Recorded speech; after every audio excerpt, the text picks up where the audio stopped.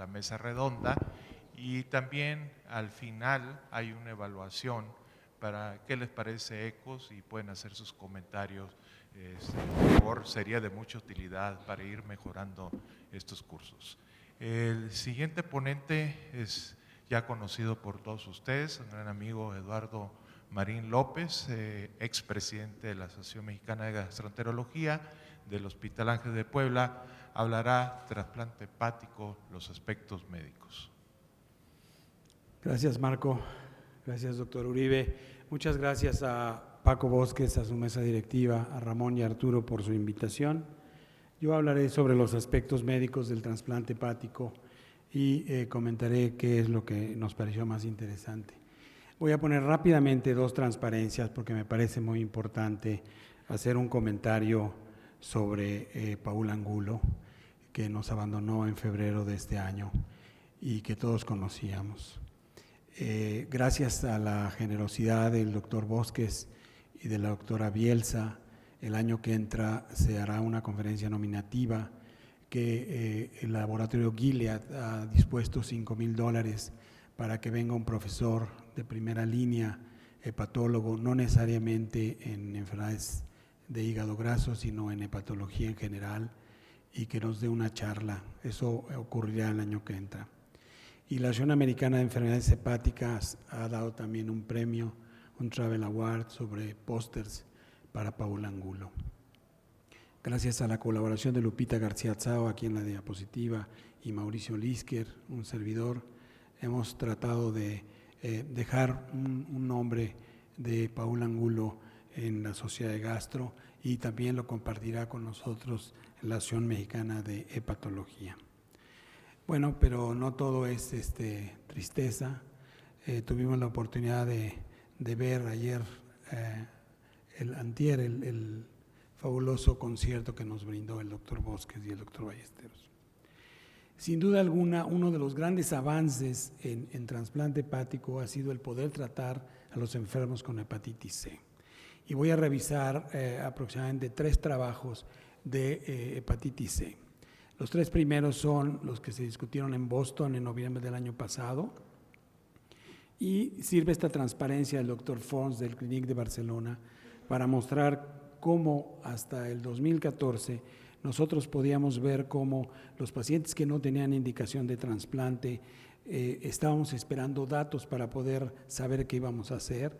Los que estaban en waiting list, esperando lista de trasplante, pues había algunas opciones, estuvieran compensados o no y tuvieran hepatocarcinoma. ¿Y qué hacíamos después del tratamiento, después del trasplante hepático? ¿Cómo los tratábamos? Y se pensaba que se podía individualizar a los enfermos y darles algunos esquemas. En la actualidad, parte de lo que está acá abajo de la diapositiva, ustedes verán cómo prácticamente está totalmente utilizado. Este es el trabajo del doctor Reddy, que utiliza Ledipasvir y Sofosbuvir con ribavirina para tratar pacientes con hepatitis C, post-trasplante hepático y que han tenido recurrencia. Este es un estudio prospectivo. Evalúa la seguridad de estas drogas acompañadas de ribavirina. Son pacientes no tratados genotipo 1 y genotipo 4 que han experimentado también tratamiento post-trasplante hepático y que están infectados con virus C. Tienen un score de fibrosis de 0 a 3 y son clase A, B y C con cirrosis. Tenían una función renal adecuada con una filtración glomerular por arriba de 40 mililitros por minuto y se trataron por un espacio de 12 a 24 semanas con esta combinación de medicamentos.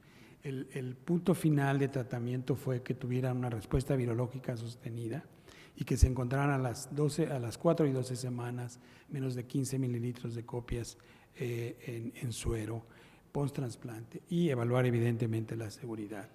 Ellos revisaron 223 pacientes, 83 hombres, 87 de raza caucásica y 83 que habían recibido tratamiento previamente. La mediana del tiempo post-trasplante fue de 4.4 años y la mediana basal de RNA era de 6.4 el logaritmo. 112 pacientes tenían F0 a F3, 52 eran Child A, 50 Child C y 9C con cirrosis respectivamente.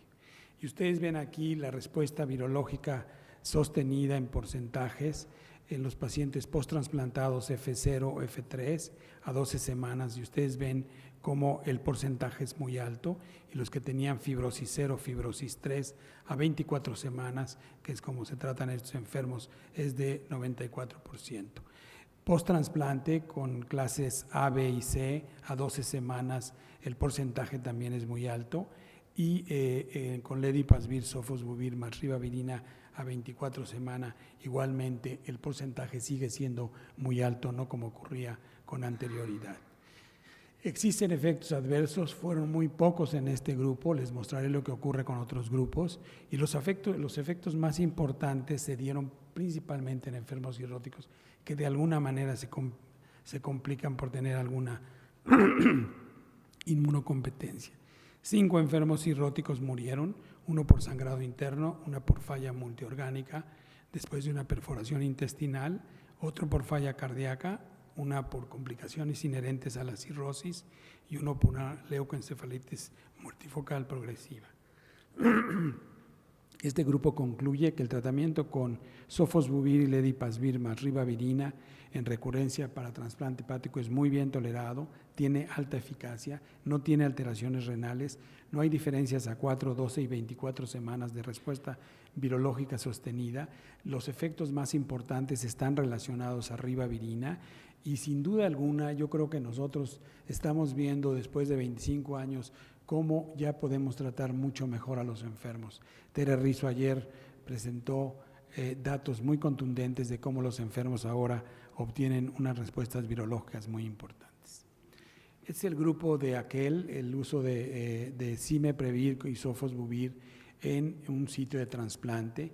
Ellos revisan la experiencia en los 3 centros de la Clínica Mayo, y el objetivo era ver la experiencia con este tratamiento cimeprevir más sofosbuvir, pacientes que no eran elegibles a recibir interferón o que habían fallado previamente al tratamiento. Los 3 centros que les mencioné eran 127 pacientes genotipo 1, y a la inclusión iniciaron 55% ya tenían falla previa, 15% habían recaído y 30% eran pacientes naive que nunca habían sido tratados. Estas son las características demográficas: cirrosis 65%, de los cuales estaban en lista de trasplante casi 30%, y el porcentaje de MEL era de 7%, muy adecuado, con un rango que iba entre 6 y 22. Ustedes ven la respuesta virológica: el 70% de los pacientes respondía en la semana 4 y en la semana 12 prácticamente todos los enfermos responden. Ellos concluyen que son muy bien tolerados, que es una población muy difícil porque son pacientes cirróticos que han fallado previamente el tratamiento, que están muy bien seleccionados y que se pueden tener respuestas muy contundentes. Ninguno de los enfermos tuvo descompensación durante la administración de estos medicamentos. El otro grupo, el otro trabajo de este mismo grupo, ellos analizan a 109 pacientes genotipo 1 post-trasplante, dándoles el mismo medicamento, pero en esta ocasión lo que hacen es revisarlos a 12 semanas y reportan la seguridad y la respuesta virológica en estos enfermos que tanto toleraban el medicamento, y eran trasplantados genotipo 1 por 12 semanas. La mediana de seguimiento fue de 23 semanas. La mayoría de los enfermos obtuvo entre la semana 4 y la semana 12 muy buena respuesta virológica, entre 66 y 90%. Y ustedes ven las características de los enfermos, sobre todo los pacientes 1A son los que probablemente puedan tener alguna complicación. Y si ustedes se dan cuenta, muchos de los enfermos tienen algunas complicaciones o fallan al tratamiento. Esto es parte de este mismo estudio. Ustedes ven cómo con la intención de tratar a los enfermos, la respuesta virológica a la cuarta semana es muy alta, igual que a la 12ª semana, tomando en cuenta que estos pacientes son cirróticos. Este es el estudio, el mismo estudio, y lo que quiero mostrarles, más que de los efectos adversos que fueron más sencillos en este caso, advertir sobre los riesgos de estos medicamentos. Y ellos presentan el daño pulmonar de un enfermo que hizo un daño alveolar muy grave, cultivos negativos y que no tuvo ninguna salida. El paciente desarrolló insuficiencia respiratoria, se sometió a intubación y murió 2 semanas después por falla multiorgánica. Tal suerte que los medicamentos de alguna manera también pueden causar complicaciones. Y este es el estudio de Mantri, en donde ellos reportan una alta respuesta virológica sostenida en receptores de trasplante que han recurrido en genotipo 1. Ellos examinan la seguridad y la eficacia en receptores a trasplante no cirróticos, en este caso, con recurrencia genotipos 1. Es un estudio abierto, prospectivo, en fase 2, y les dan 24 semanas de tratamiento. Es el diseño del estudio, es el estudio Coral 1.